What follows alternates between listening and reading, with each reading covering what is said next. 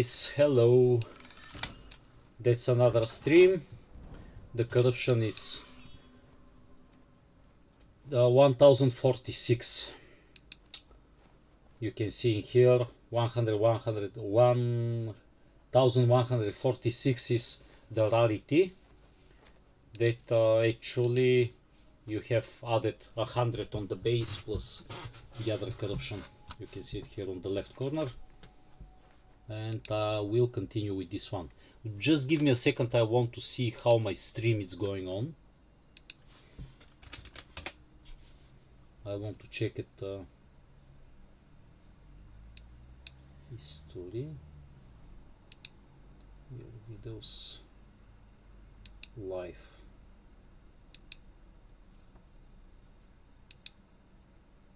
Yeah, so that's the one.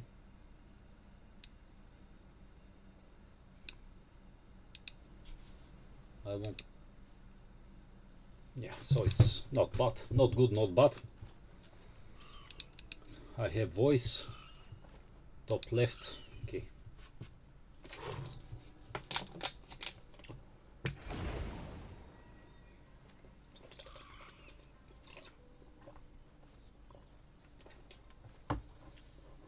Yeah, it's not too bad.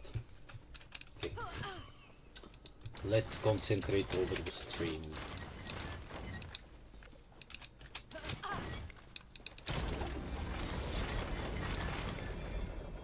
You can see how much loot I have. Higher you go, better the loot is. Don't listen what the people are saying and speaking, chatting shit. It's really nice loot, all of it.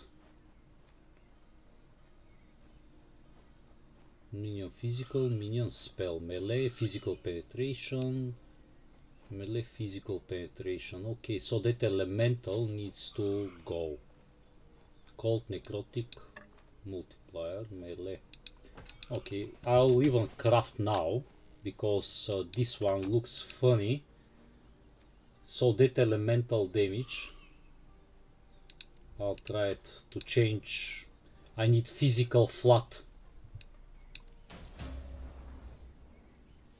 Wow. I mean, like, wow.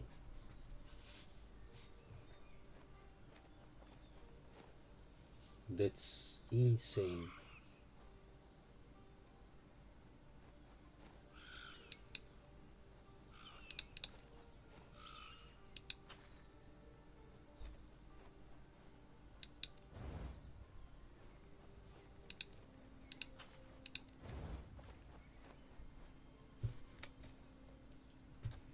It's crazy.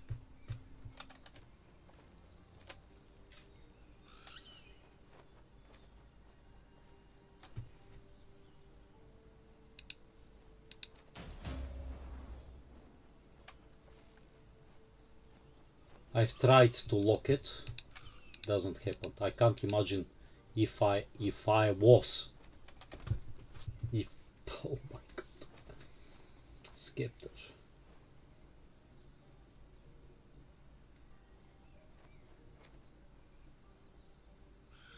Damage over time. That's super serious. And it's a good looking one as well.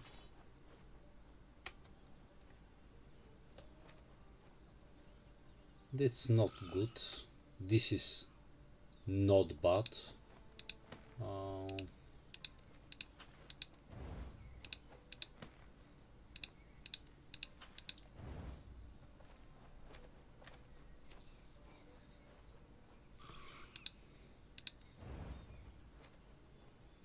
Yep. Endurance threshold. So now I need endurance. Come on.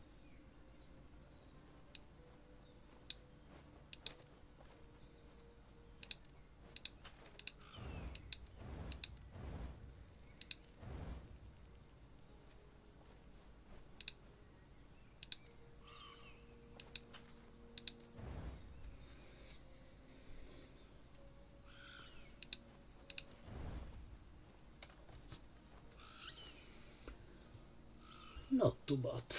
It could be max, but not too bad. Most of the intelligence builds, they need endurance. You need like a 800, 900. This is really strong. Elemental damage with multiplier. I love the base.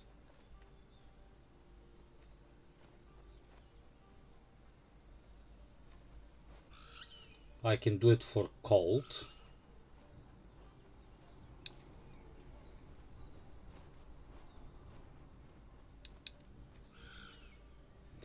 I'll craft first the top to see.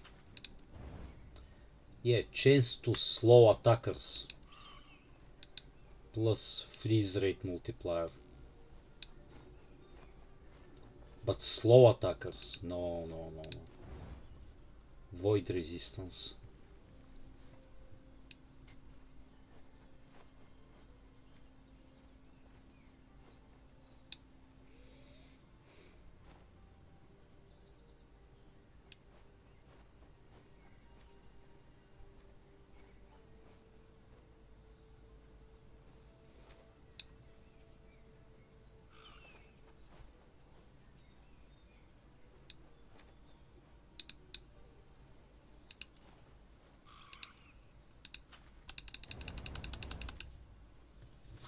Not good, not bad. Could be better, but not everything is in my power. That's super cool. Dodge rating needs to be rerolled.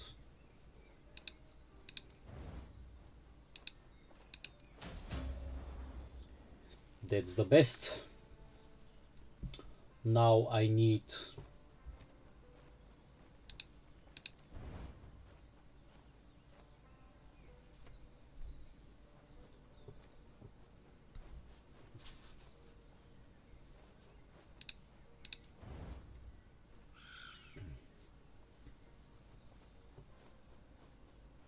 cool.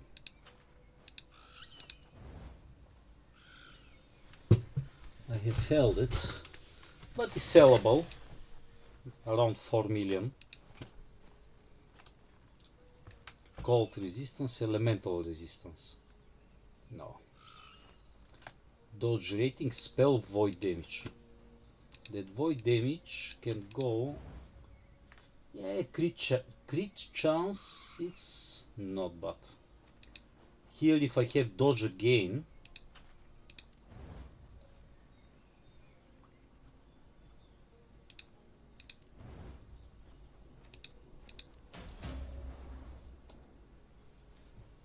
I don't like that.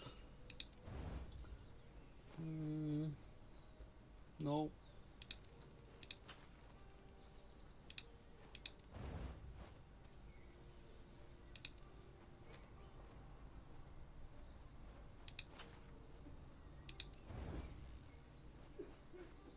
Nothing to reroll.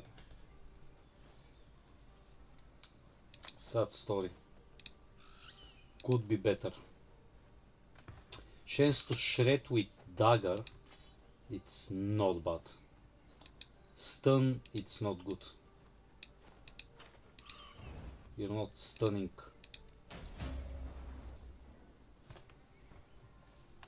Wow. Melee, critical. Okay.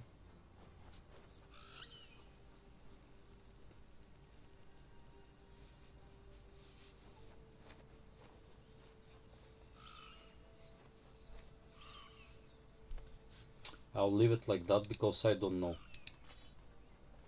Someone might like it, but I'll give them a chance. Chance to bleed with multiplier and chance to stun. No, I want some kind of penetration.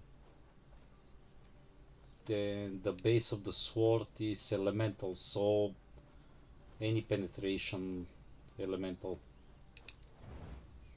Chance to slow, no. Chance to poison, no. And go back to stun.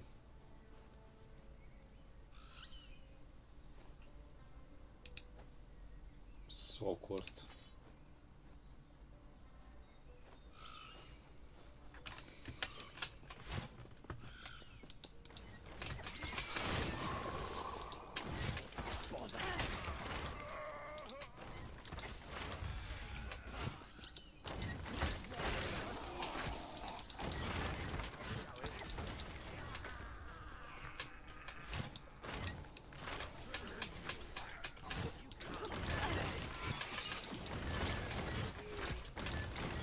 By the way, my experience down the bottom, twice I went to the end of 100.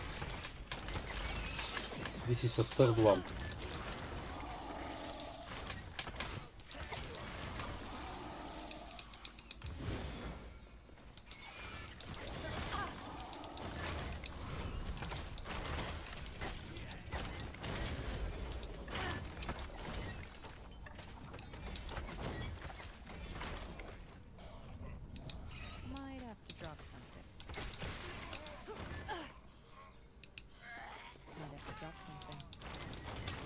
It's interesting.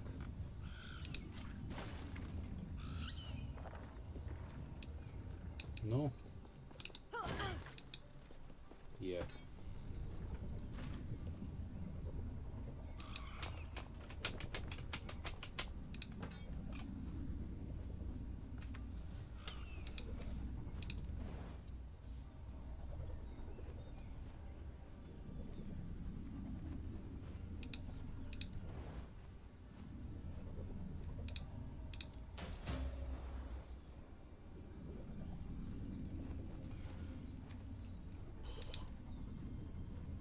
It's interesting.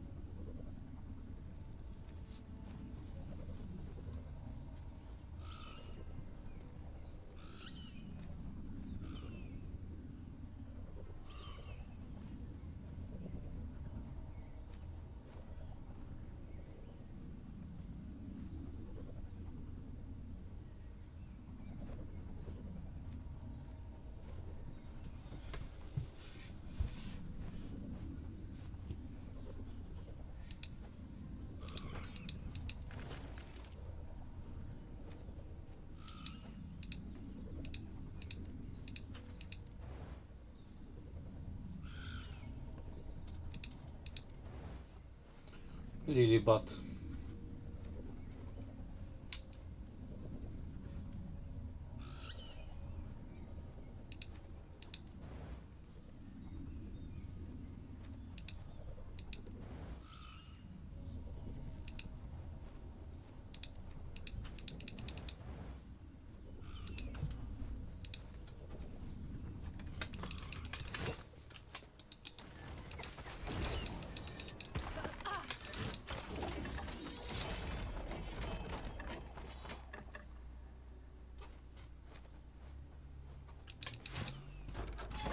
Yeah, looks brilliant. I'll make a boss fight now. I hope that you'll be able to see it. Yeah, it will get big.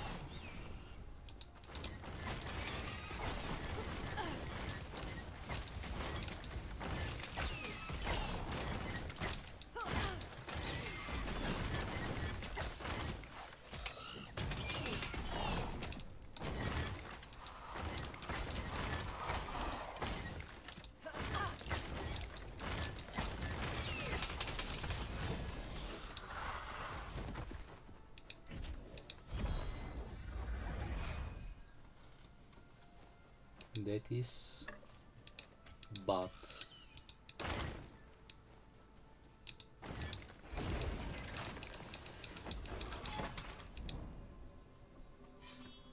And I would do.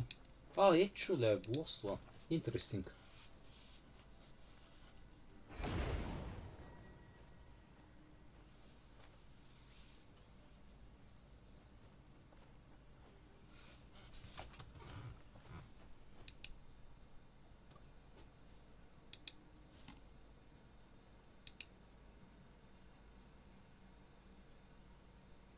Give me a second.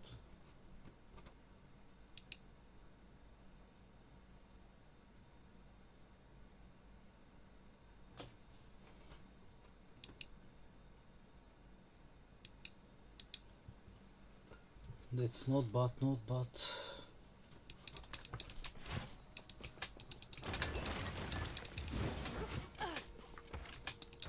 I need to check the comments of the people, because if someone wants any info, I need to supply to him. Comments, okay.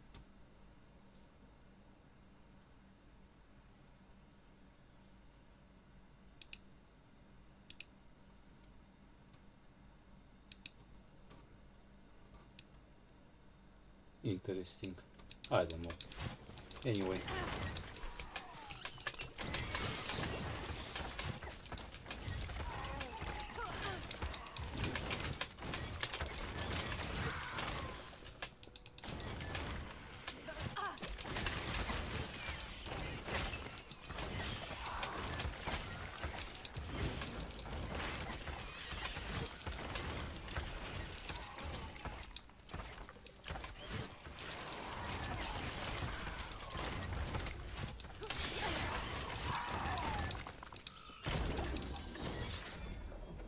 Might have to drop something.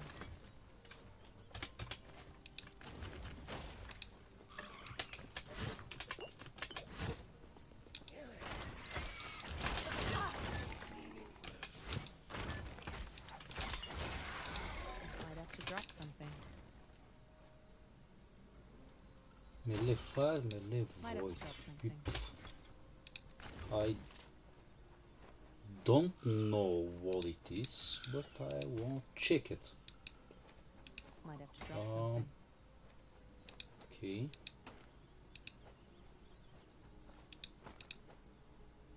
So awkward. Really?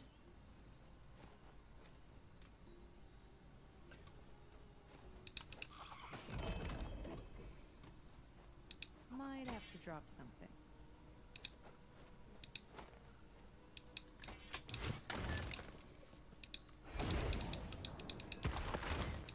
Might have to drop something. Might have to drop something. Might have to drop something. Not sure.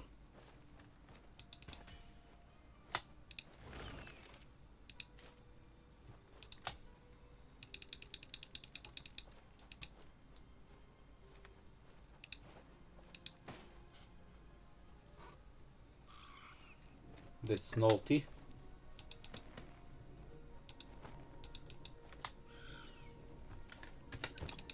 I'm going to the market. Oh, I've sold something. Hey, again. I need to sell something really big. That's really sad story.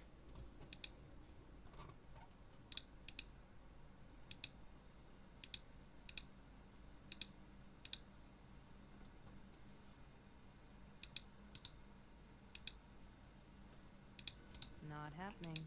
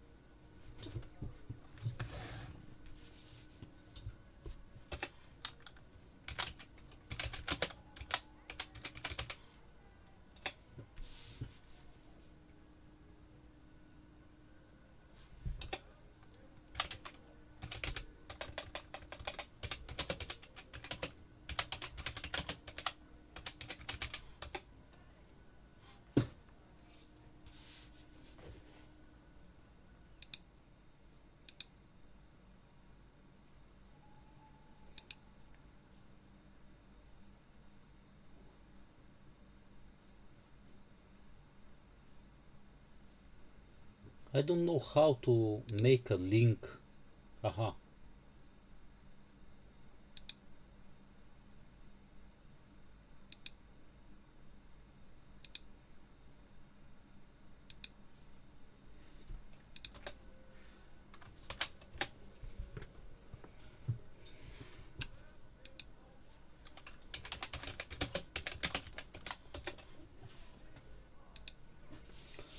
Okay, so let me check what I've sold first. Hello? What kind? There are various quarters throughout the bazaar. Yes.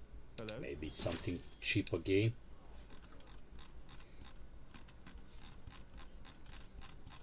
It's really annoying, all these items that I've sold. You see, for a single item I need to find which one exactly is sold. I really, maybe I don't know. It's 200,000 something cheap. So I'll list all these.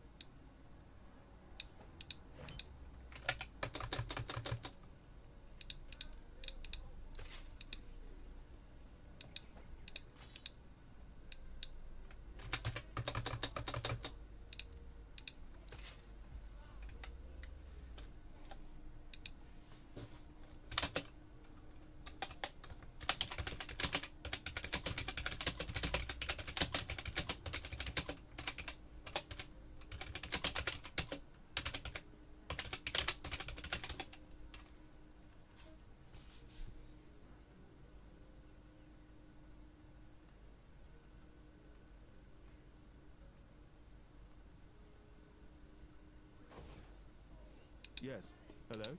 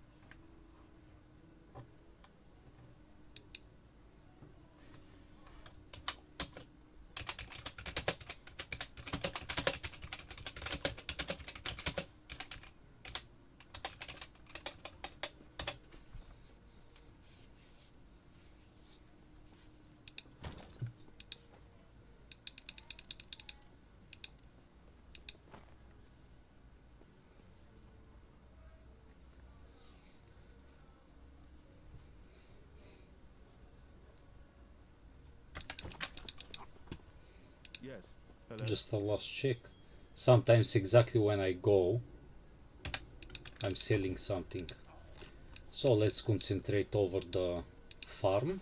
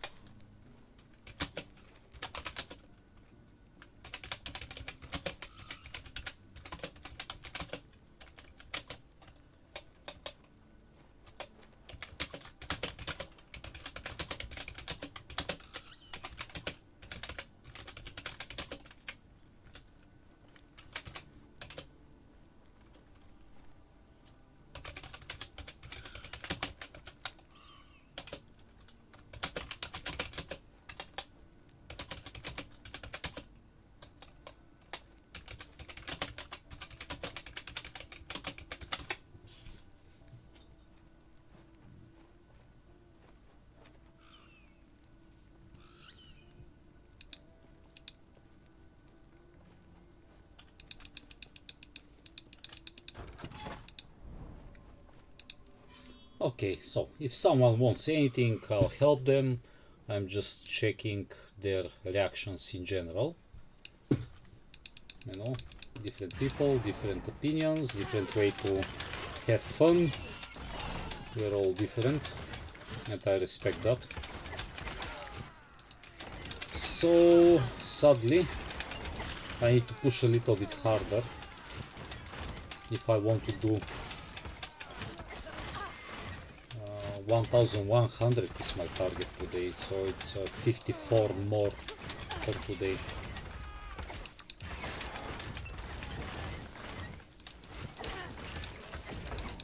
Yeah, don't mess around too much.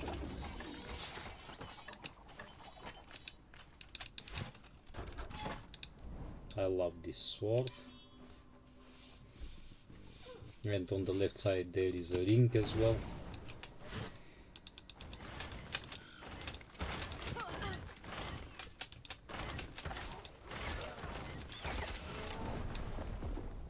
Oh my god, I really like to die on swords. I rarely die.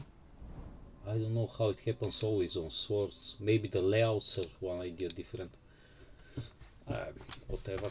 It's all RNG, isn't it?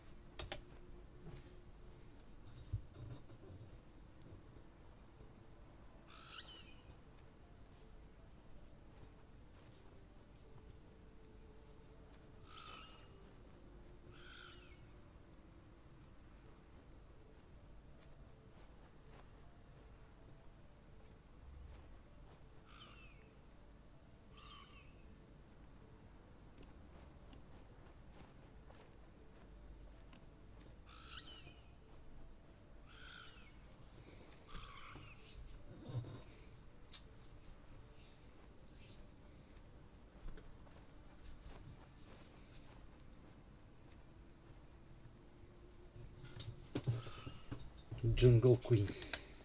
I like my belt much more.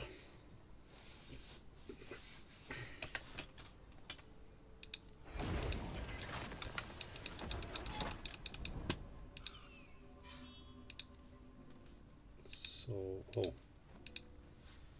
Let's go through that nasty area.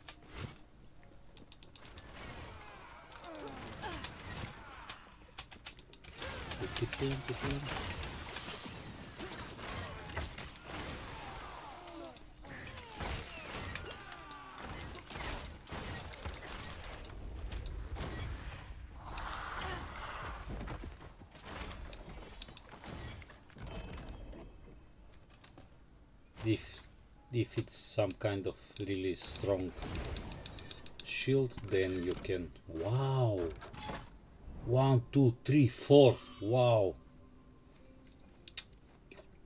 5, I forgot. Really strong layout. Really nice.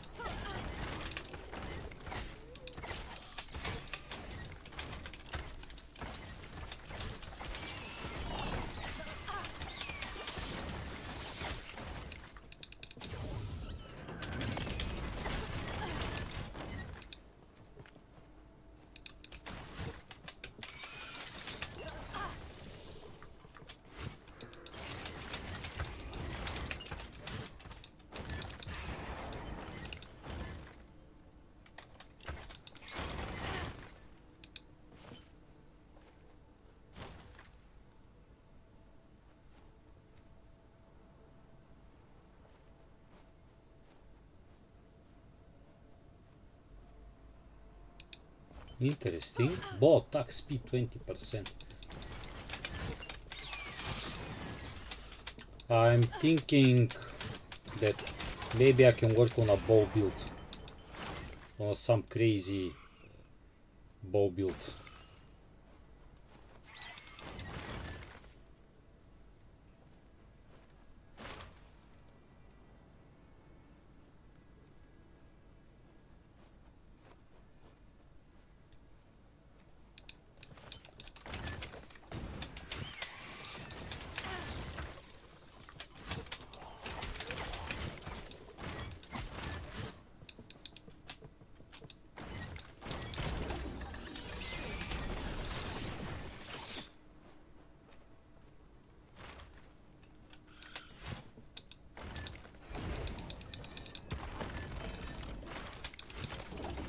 With one, it's useless.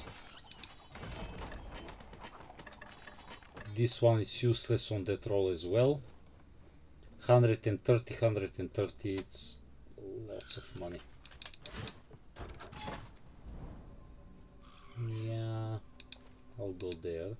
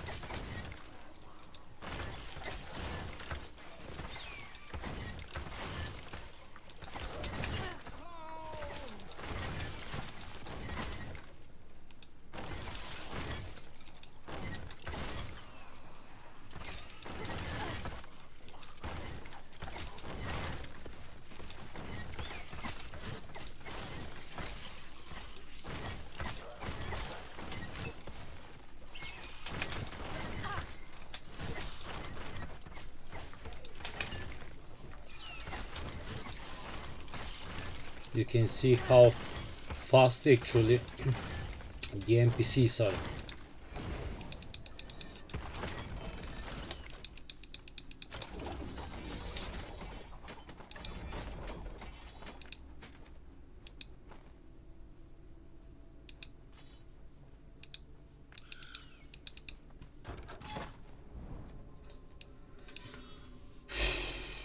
I have failed the sword, so I have a second chance.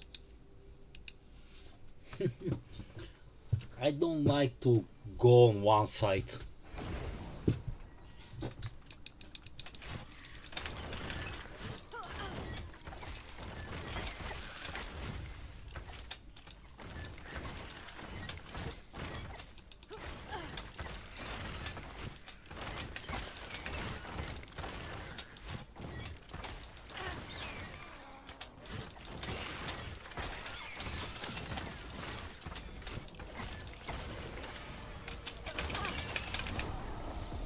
Oh, I'm so happy that I've killed the boss.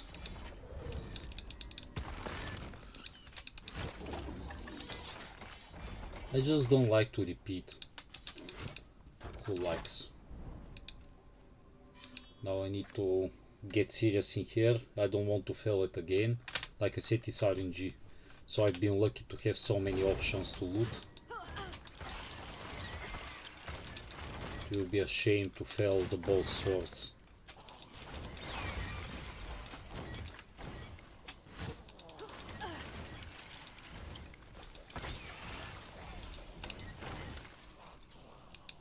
Interesting. Multiplier is better.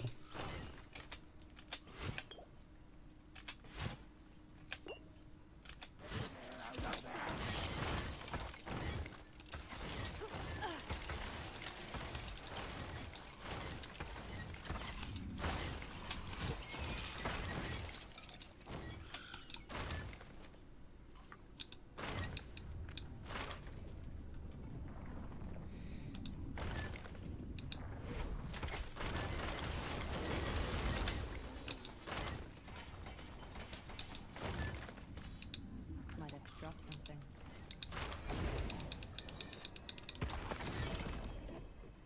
Might have to drop something. Sad. It was a sword, but it's not APOGEE. Hey, another sword. I don't want to go in that direction.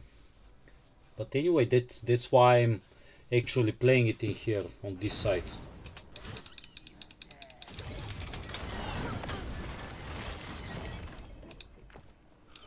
If you're wondering, the corruption you see 1164 is the increased rarity.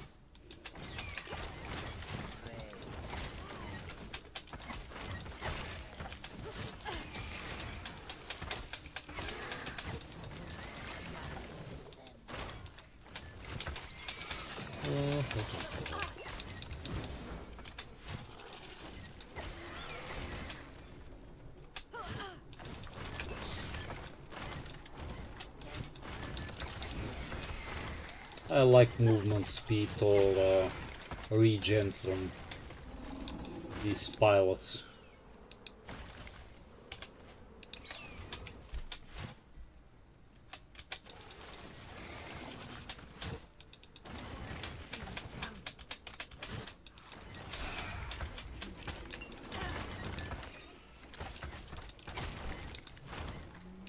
Shrine of Shadows.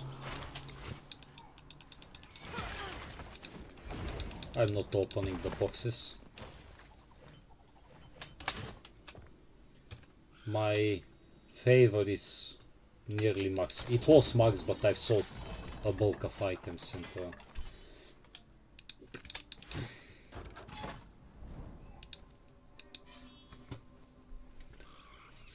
da, da, da, da.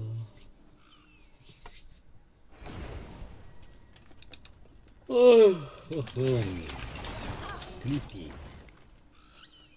Okay. Legendary potential 2. Some of the balls even legendary potential 3. It's really cheap.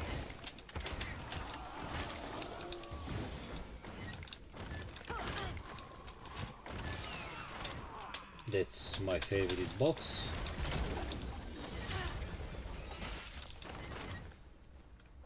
Fire penetration for stuff, it's not bad.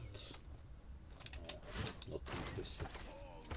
Detroit leak 3560, increase spell stun chance, apply frostbite on spell hit, chance to shred armor. Might have to drop something. I'm like, maybe it's sellable. I won't kill the rogue exile as well sometimes.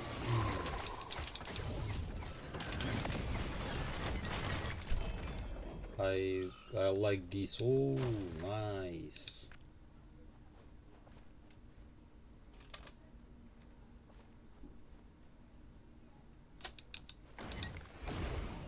Let me just check something.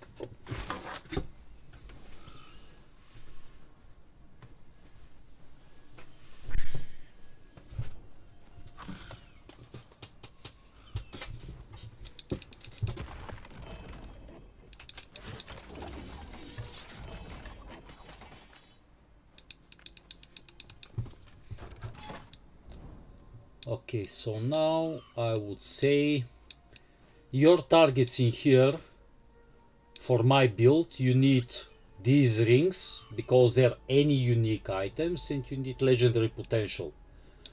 I don't waste time usually for these towers because I know how the whole mechanic works. So that's your start point in here. Always go one direction till the end, and it's like up climb. For example, this is the main one, so if you go on the side, you're reducing your level. If you go straight up, the pyramids are giving you more corruption. When I go in there, I'll show you and I'll explain you what the logic is. It's really simple. Once you realize what it is, go straight and go for more corruption.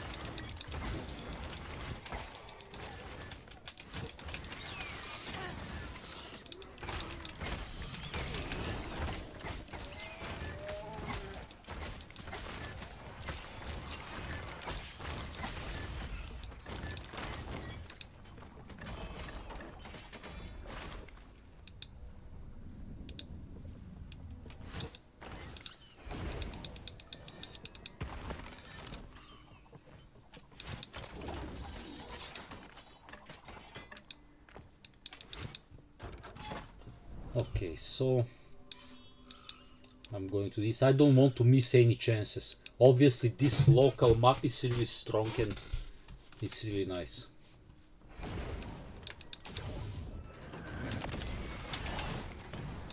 Oh,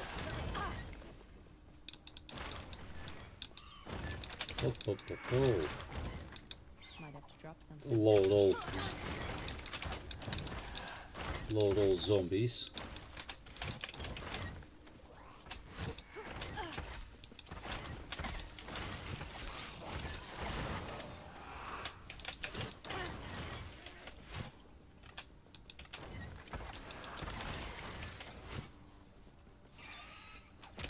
I like it.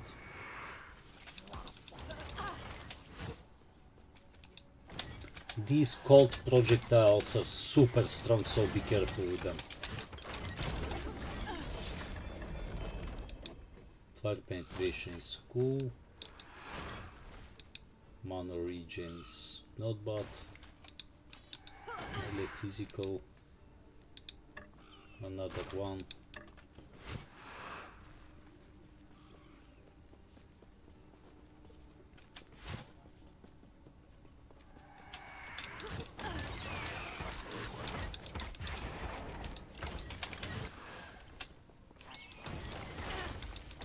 these projectiles that are falling will absolutely one-shot you.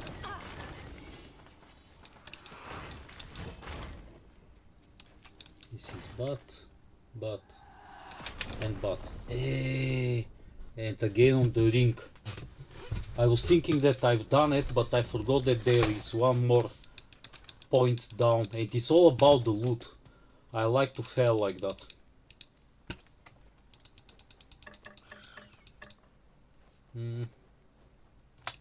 What? Drawing.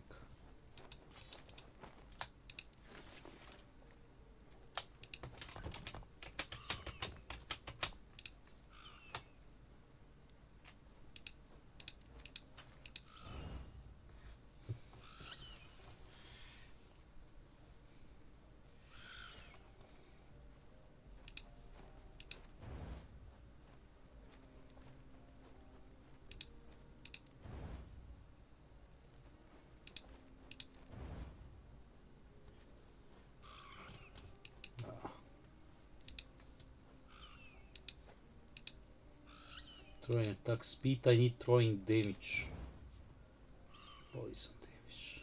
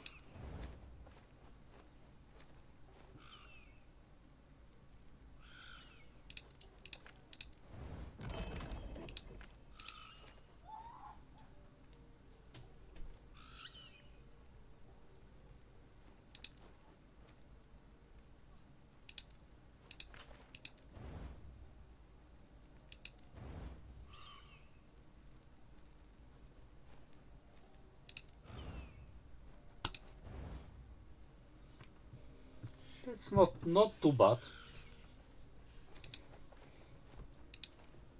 Could be better, but sadly not enough potential and doesn't proc. This is necrotic resistance, not bad roll. Mana regen. I would say that dexterity will be nice.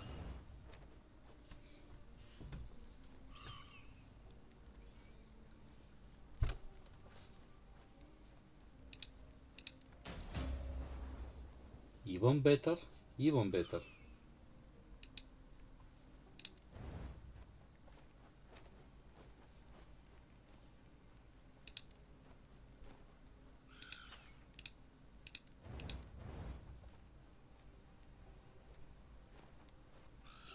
Dodge rating. No.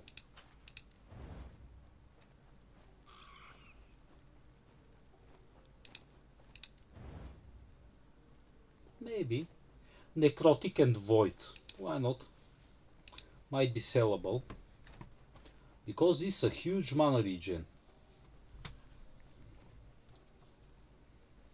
Critical Strike Avoidance is really solid as well. Most of the builds need that. And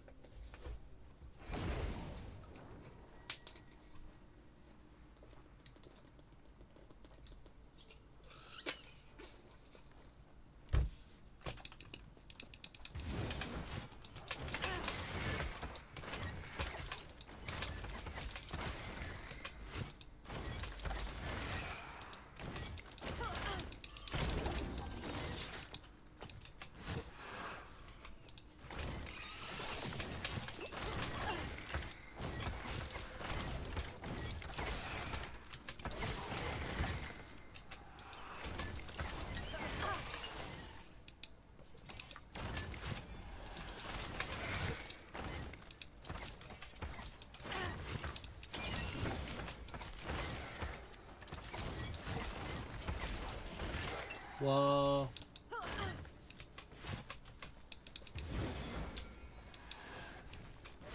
Why so much crit chance, never crit multi? What is that sword? Might have to drop some. Okay, cold penetration, but it's stuff.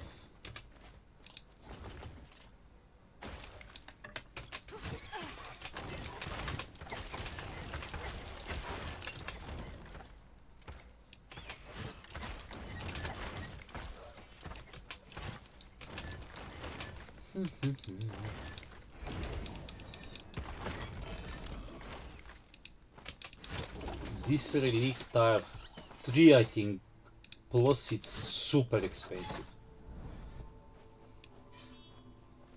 I would love to try this ring as well. You can use this one, but to me the path is really obvious.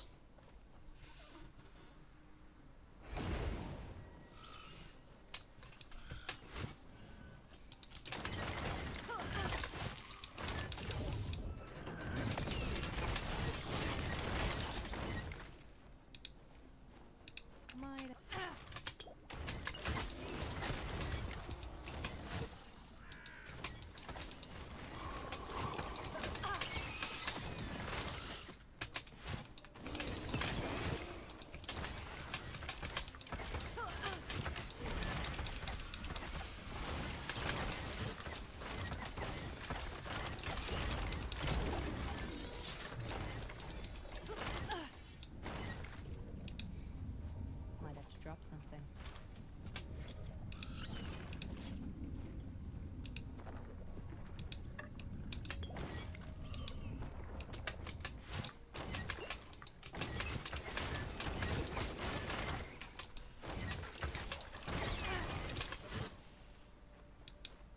Might have to drop something.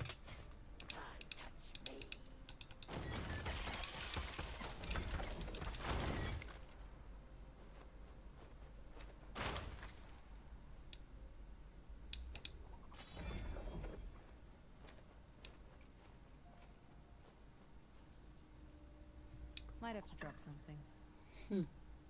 Interesting.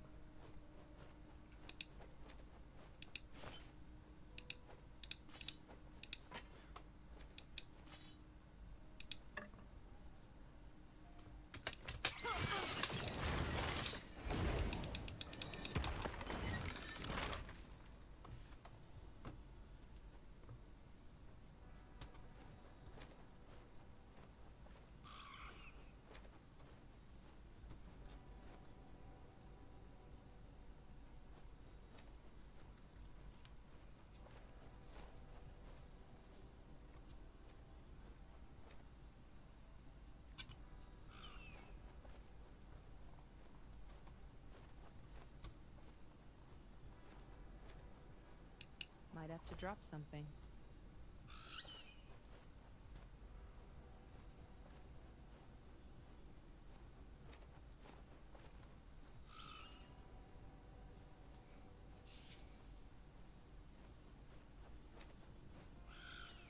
Wow, wow, wow, wow. This is super, super strong.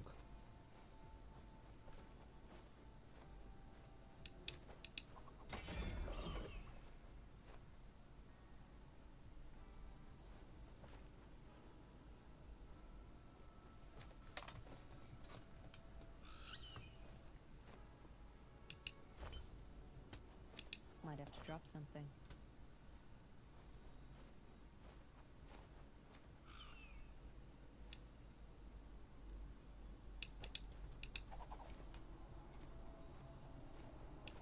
Might have to drop something.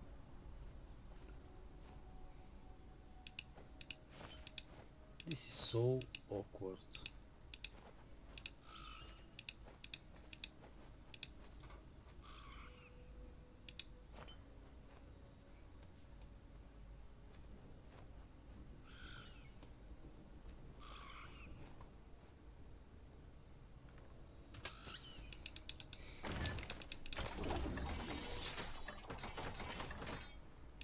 Might have to drop something.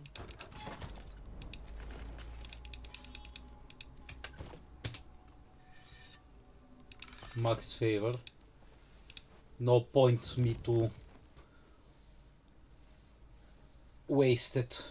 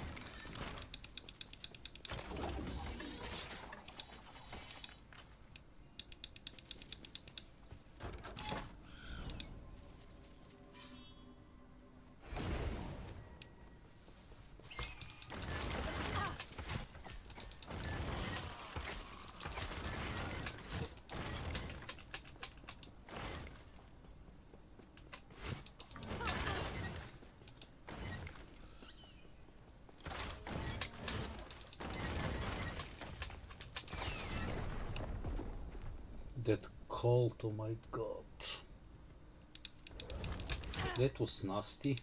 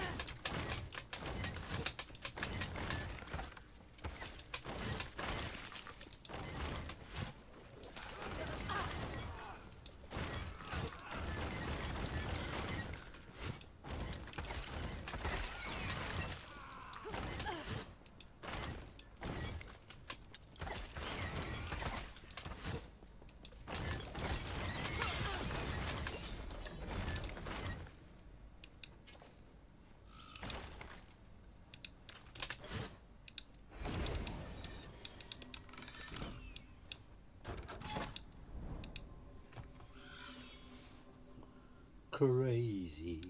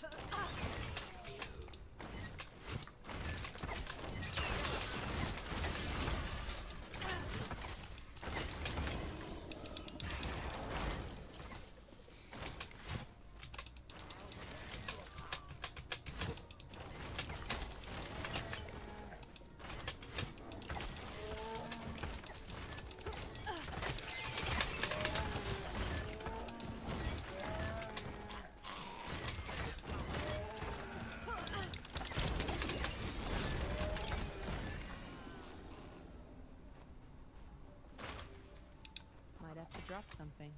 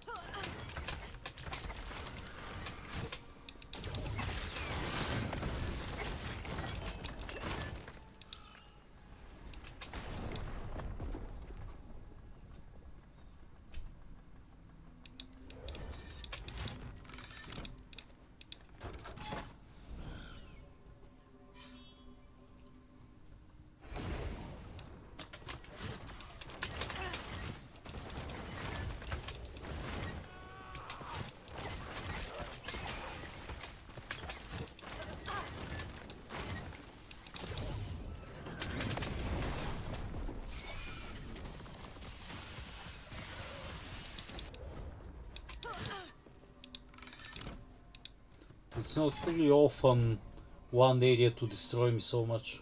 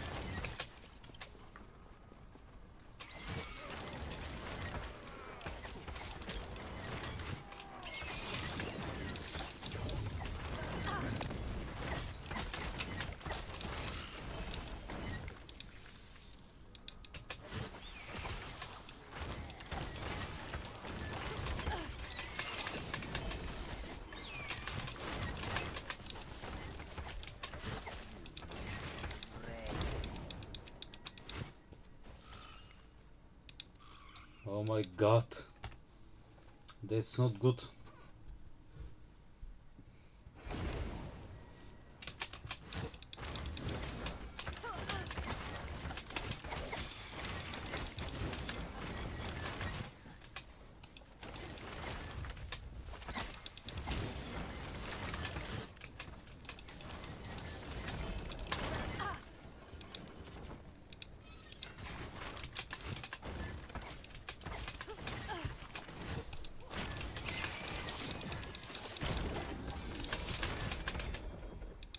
Might have to drop something.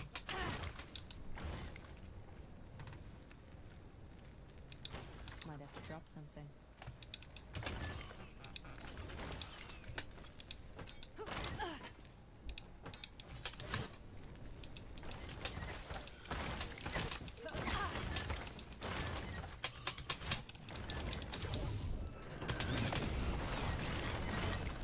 Might have to drop something.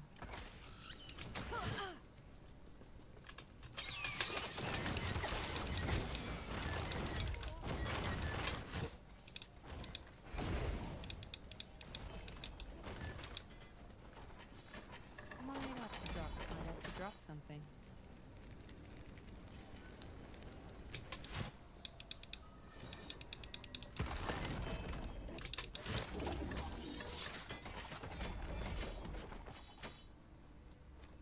Might have to drop something.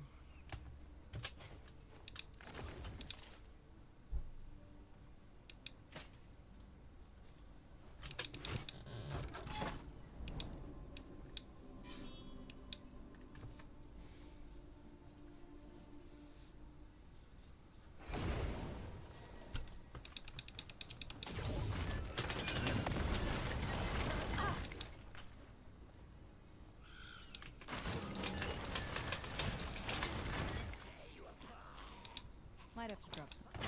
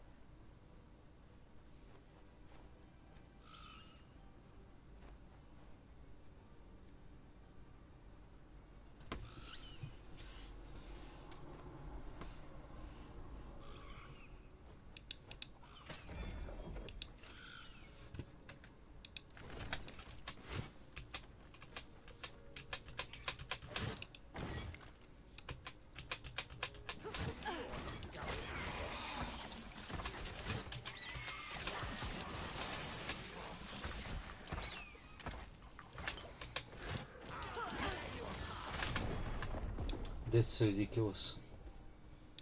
At least I'll empty my stashes. My stash, I'm sorry.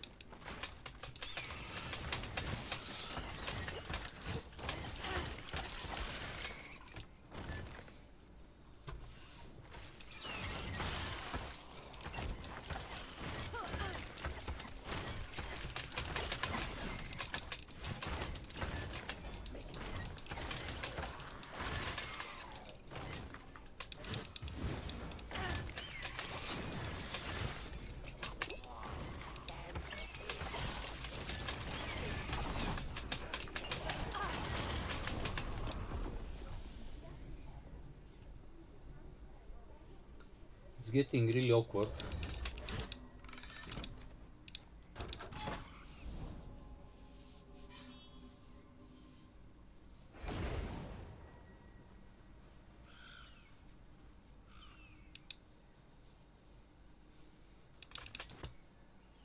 NATO enlargement to Ukraine means perpetual war and Ukraine's destruction. Ukraine's neutrality could have avoided the war and remains the key to peace. This is a quote from Jeffrey Sachs, the director of the Center for Sustainable Development at Columbia University. He is one of many prominent American geopolitical analysts speaking out against the perpetual war in Ukraine. Seymour Hersh, one of America's most respected journalists, recently wrote a report stating Zelensky's army no longer has any chance of victory. Even some of America's most prominent right-wing politicians appear to be completely confused with what's happening in Ukraine and starting to question America's long-term plan. How was the meeting with Zelensky, and did it change your mind at all? Well, no. I mean, what the meeting revealed to me is that in the words of President Zelensky, the conflict is a total stalemate. That's what he said. Totally frozen, I believe, was what his words were.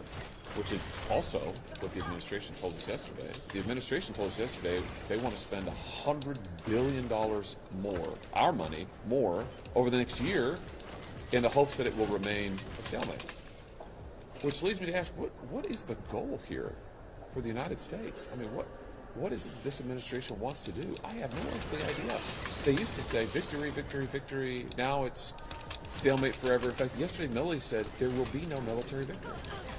Okay, well, so what are we doing? I have no idea. In today's episode, I welcome to the studio Scott Ritter. He is a former United Nations weapon inspector and U.S. Marine Corps intelligence officer. In today's conversation, we break down the long and complicated history of Russia and Ukraine, explain why a neutral Ukraine remains the key to peace, and answer the question, will this be America's next forever war? Today's episode is a must-watch for anyone wanting to understand the truth behind the Ukraine conflict. Let's begin. So everyone, I want to welcome into the studio Scott Ritter. Scott, you have been a very prominent voice here in the war on Ukraine. Obviously, your background is very extensive. Obviously, a former United Nations weapons inspector. You've also been a United States Marine Corps intelligence officer. Scott, thank you for joining our show today. Thanks for having me. I'm really trying to understand a little bit more about this because I think a lot of people, certainly the narrative here in the West is that, this conflict began in early 2022, right? That's what, that's where I think the narrative is that this is, an illegal invasion, and certainly that, Putin is not right in what he has done. But I think a lot of people don't realize the history and the context behind that. So can you briefly just kind of, I think most experts on this situation will agree that it really started back in 2014. This is not a 18-month war that we're seeing here. It's something more closer to a decade-long war. Right. I mean, in 2014 would be a logical place to start. That's, of course, it goes back to the February coup that took place in Kiev that swept aside Viktor Yanukovych, the Russia-leaning president of Ukraine, and put in place the ultra-nationalists who were hell-bent on purging Russia from Ukraine and creating the conditions that would allow Ukraine to join NATO. But that's not where this war began, because that is simply the manifestation of a policy set. Let's just back it up a little bit further. 2008, William Burns, then the U.S. ambassador to Russia, in early 2008, wrote a memorandum called "Niet means Niet," no means no. He basically said that Ukraine inviting NATO in is a red line. And if NATO invites Ukraine in, the inevitable consequence will be a Russian military intervention in Ukraine. This is a U.S. ambassador, an expert, given his expert advice to the U.S. government. In November of 2008, we invite Ukraine to join. Now, let's just put this in perspective. You received a memorandum from the ambassador who says, if you do this, war is the ultimate consequence, and you do it anyways, which means you want war. You're looking for that conflict. So 2014 isn't a trigger. It's 2008, but even then, that's not it.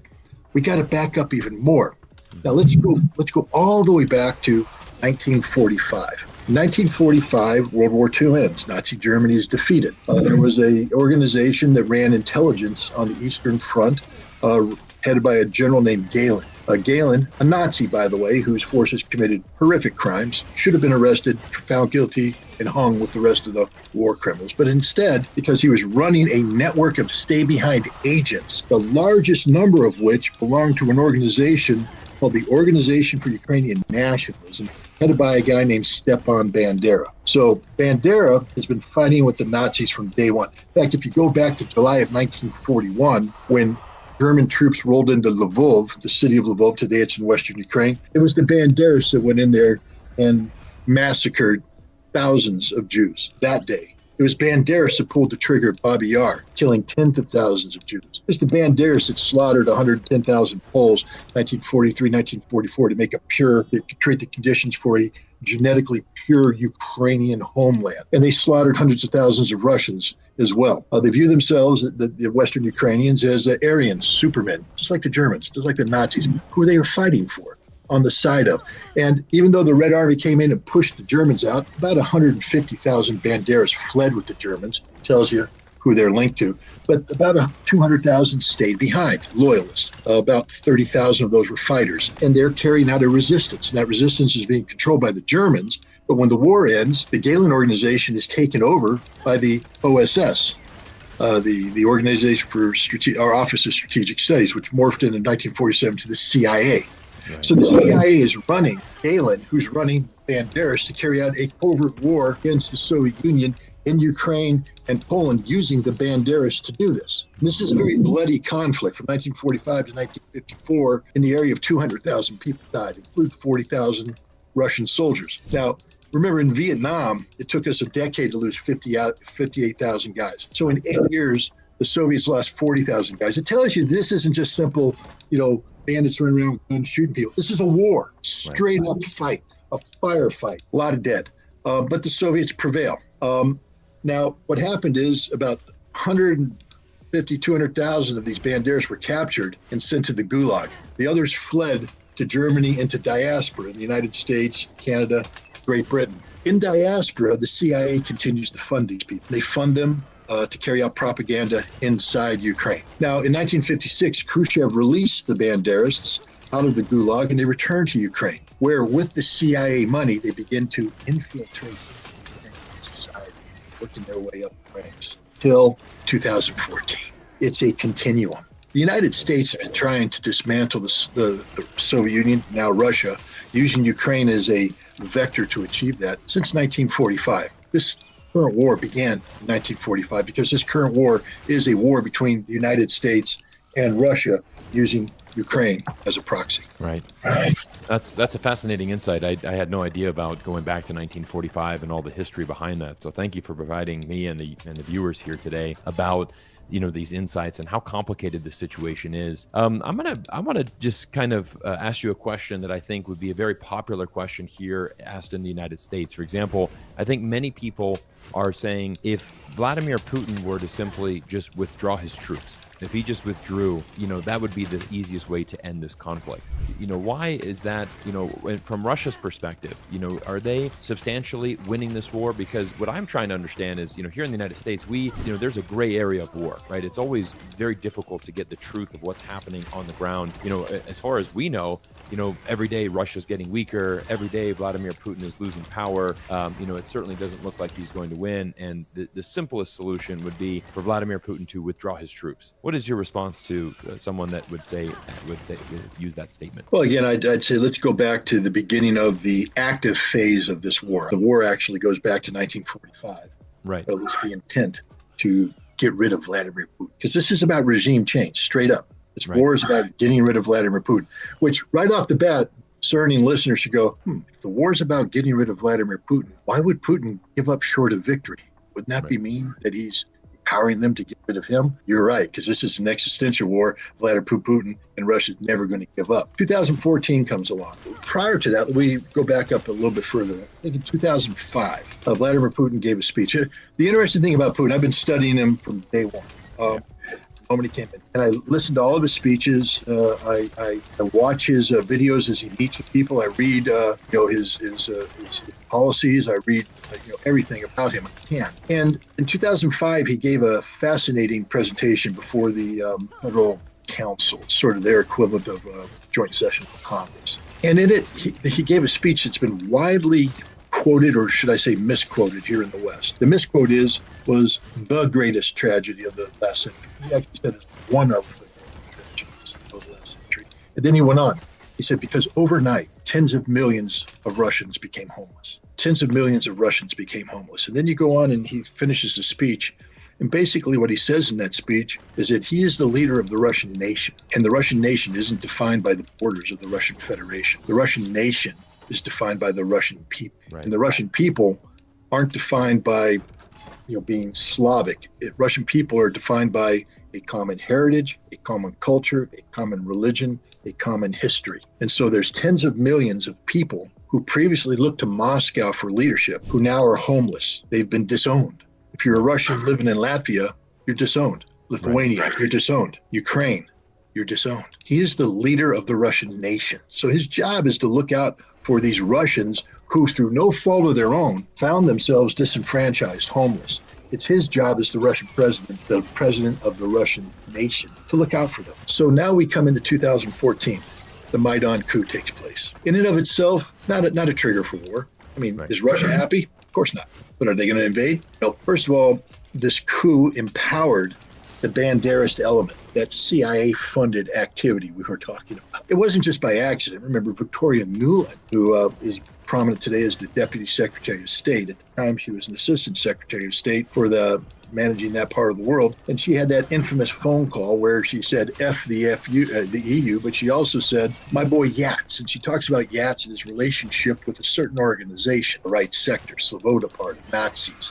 She was okay with it, meaning that we knew that these were Nazis, yet we're okay with them rising into power to become prime ministers, the head of the intelligence, the head of interior. So we knew what we were doing. So therefore, when these neo-Nazis now and if you listen to their own account, they talk about how they became violent. They admit that they're a minority politically, but they used violence to leverage themselves into being the dominant power. They threaten, they intimidate people to do the policies they want. These are guys who immediately turned down and went to Odessa, where Odessa's a primarily Russian city in Ukraine. Demonstrations in the street against these guys. They held a counter demonstration, ended up in a street fight, and they pushed about 150 of these pro-Russian or ethnic Russians into a trade union building, I believe it was, set the building on fire, and 48 of them were killed, burned to death. Some of them jumped out of the building, were shot as they tried to flee the building. A current member of the Ukrainian parliament, and I mentioned the parliament because here in America we like to call Ukraine a democratic country. A current member of the Ukrainian parliament was filmed while he was a junior member of that parliament walking outside that building, kicking the bodies of the Russian dead to make sure they were dead. This is the kind of people we're dealing with. Now, they went from there to Crimea. And remember, this is in May, and they head towards Crimea. Actually, in March, they head towards Crimea. The Russians say, no, we're not letting you do this. And the Russian people stood up. Now, Putin had his hands tied, couldn't send the military in because constitutionally, you're not allowed to send the military into non-Russian areas without the permission of the parliament. So they brought in the little green men. Now you see the birth of Wagner. And they come in and they initiate actions that lead to Declaration of Independence, referendum, Crimea becomes part of Russia, etc. The Nazis, frustrated in Crimea, turned their attention to Mariupol, a city on the Sea of Azov, where Russians again have risen up and said, we don't want the Nazis here. They come in and brutally oppress these people, beginning the Civil War, where the ethnic Russians said, enough is enough, we're beginning to fight. This is in 2014. Putin, together with Wagner, together with the Russian army, crushed the Ukrainians. And by August, they had the Ukrainian army surrounded. And all he had to do is continue the fight. He would have killed about 14 to 20,000 Ukrainians, but it would have crushed Ukraine. It would have been over. All of it would have ended right there. All Putin had to do, he had them surrounded, could have killed them. Angela Merkel and Francois Hollande, the Chancellor of Germany, the President of France, receiving frantic phone calls from Petro Poroshenko, the President of Ukraine, intervene, say, Putin, don't do this. Please don't do this. He said, why not? These are bad people. They've been killing Russians. My job is to defend the Russian nation. They said, give peace a chance. Give peace a chance. Right. And you know what Putin did? He gave peace a chance. He ordered the Russians to stand down. He let the Ukrainians free, and thus started the Minsk Accords, which was basically to set the stage for a peaceful resolution of this problem. One nation and one nation alone was serious about the Minsk Accords. And that was Russia under Vladimir Putin. We now know today, to make a long story short, that Angela Merkel admits it was a sham. All the Minsk Accords was there was to buy time so NATO could train a Ukrainian army capable of standing up to the Russians. Francois Hollande says the same thing, but Poroshenko says the same thing. In 2015, the United States and NATO began their training mission in Ukraine, training every 55 days, 1 battalion of Ukrainian troops up to NATO standards. It lasted all the way up till the beginning of the conflict. Putin kept saying, we need to make Minsk happen. We need to make Minsk happen. This is how we solve this problem. Right. In June of 2021, he met with Joe Biden in Geneva. And there, all he said to Joe is, you're worried about me moving troops around inside Russia, but if you want it to stop, just get the Ukrainians to sign Minsk. That's it. Just get them to sign Minsk. But Biden knew that it was a sham, but he lied to Putin. He said, yes, I'll get Blinken right on the job. The meeting took place in June. July, Putin's waiting. August, he's waiting. September, he's waiting. In October, Lavrov summons the French and the Germans in, together with the Ukrainians. He said, sign Minsk right now. They went, no, we're not going to sign it. So that was the end of Minsk. Russia should have invaded there if that's what they were about, war. But instead, Russia drafts 2 draft treaties. On December 17, 2021, they issue 1 draft treaty to NATO, 1 to the United States. They said, this is how do we resolve this problem. We talk about a new European security framework. We don't expect you to sign it right now. You have to talk with us earnestly. You have to be serious about this. And we can peacefully resolve this thing. We don't want to go to war. The United States ignored it in January. In the final weeks of January, leading up to February, the Russians were desperately talking to the Ukrainians, saying, please, let's just solve this thing. We don't want to go to war. We don't want to go to war. Finally, they had no choice. February 24th, because the Ukrainians were building up a military force ready to strike into the Donbass. Remember that military force that Angela Merkel said we have to buy time to build so they could do this? Well, it was built, and they were ready to rock. So the Russians preempted it. Article 51, collective self-defense, preemptive self-defense. It's lawful under thing. You have an imminent threat, you respond to it. The Russian goal wasn't just to stop the imminent attack. It was to get the Ukrainians back to the negotiating table. They never wanted to defeat the Ukrainian army or to occupy Kiev. All they wanted to do is pressure the Ukrainians to go to the negotiating table. 6 days after they crossed the border, the first negotiation began in Gomel. There were 3. In April, early April, they had a 4th negotiation in Turkey where they completed treaty. It was signed off on both sides, sent back. They were supposed to it was in March. They were supposed to get back on 1 April in Istanbul to finish this thing. The war would have been over. The war would have been over. And what were the Russians going to give them? All of the territory they occupied since February 24 was going back. They weren't there for territorial acquisition. They weren't there to steal Ukrainian territory. They made a good faith measure, by the way. In accordance to the agreement, they said, we're going to withdraw from Kiev and from Sumy. And when you sign it, we'll withdraw from Kharkov. We'll withdraw from Kherson, we'll withdraw from Zaporizhia. Donetsk, or the Donbass, Donetsk and Lugansk, will become independent. They declared it's not our business. We can't undo that. What we want is international people to come in and see a referendum about what they want to be. Independent, with Russia, with Ukraine, let them decide. Fantastic agreement. And Ukraine walked away from it. So anybody who sits there and says, well, Russia got their butts kicked, you have no clue what Russia was trying to do in the first phase of the conflict. It wasn't to conquer Kiev. So failure to conquer Kiev does not indicate anything other than that wasn't Russia's objective. Russia's objective was to get Ukraine to the negotiating table, to bring an early end to this conflict, and Russia won. It was only when NATO told Ukraine not to continue that Russia had to move on to phase 2. They didn't want to do phase 2. They never intended to do phase 2. That's their mistake, is that they put all their eggs in one basket. And then when that didn't happen, they had to move on to a phase now, which put them in a quandary, because you started this conflict around 220,000 troops. You suffered some casualties. You probably suffered, 5,000, 6,000 dead, maybe another 15,000 wounded. So you suffered 10% of your force casualties. That's heavy casualties. It doesn't matter how many Ukrainians you killed. That's heavy casualties for you. But now what do? Now you have to move on to phase 2 of the operations, which you said is simply going to be liberation of Donbass. But you don't have enough troops. But you can't mobilize because everybody's put sanctions on you. Right. And you don't know which direction your economy is going at that point in time. Putin admitted, he said, people were telling me 25% contraction. If I had 25% contraction, then I add additional shock by mobilizing people. We could create domestic unrest, which is what the West was hoping for. Because remember, the game is regime change. They want the Russian people to rise up, have a Moscow Maidan moment, similar to the one that took place in Kiev, overthrow Putin. So Putin's going, well, we didn't give them this stuff, so he doesn't mobilize. Meanwhile, Ukraine's getting $45 billion of Lend-Lease aid from the United States. They rebuild the military that Russia destroyed, and they launch a counterattack in September, where, again, up in Kharkov, where the Russians don't have sufficient forces. The Russians have to withdraw. They have to leave the right bank of Kherson. They consolidate the defensive line. And now Putin is able to turn to the Russian people and say, we're partially mobilizing 300,000. But in addition to that 300,000, he got 300,000 volunteers that came in too. Nobody's talking about them.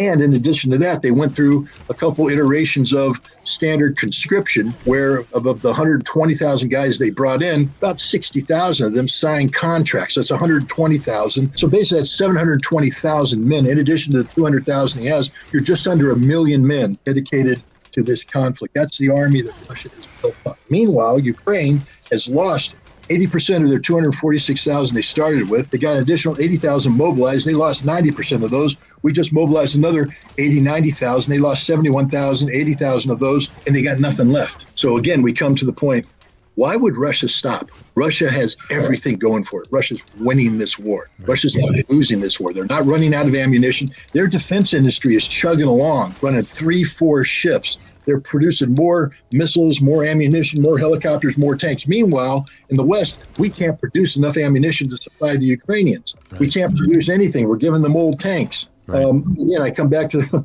why would Russia stop this conflict? What's in it for Russia? Yeah, Scott, I want to go back to, so those are some fascinating insights, and that's why I wanted to bring you on the show, because you have a tremendous amount of knowledge and I know expertise. Obviously, you've studied this extensively, and that's why, your opinion matters in here, and really appreciate your expert analysis. Let me just go back and ask one question. For example, when Russia was trying to bring this treaty to the table, what was the actual deal? Like, for example, if this war could have ended, you said maybe April 1st, this would have been last year, April 1st, 2022, this conflict could have ended very quickly. I mean, we're talking weeks into this new conflict. It could have ended. What was the actual deal? Was it just that Russia would take over the Donbass region, everything else would go back to Ukraine? Or what can you explain that? Like, what was Russia's proposal, and why did Ukraine reject that? Well, Russia's proposal was we start off with the fundamental that Ukraine will not join NATO. Right. Okay. Just isn't going to happen. Right. In exchange, Russia said, we'll withdraw from all territories. Zaporizhia, Zaporizhia, Kherson, those two oblasts they took to create the land bridge between Crimea.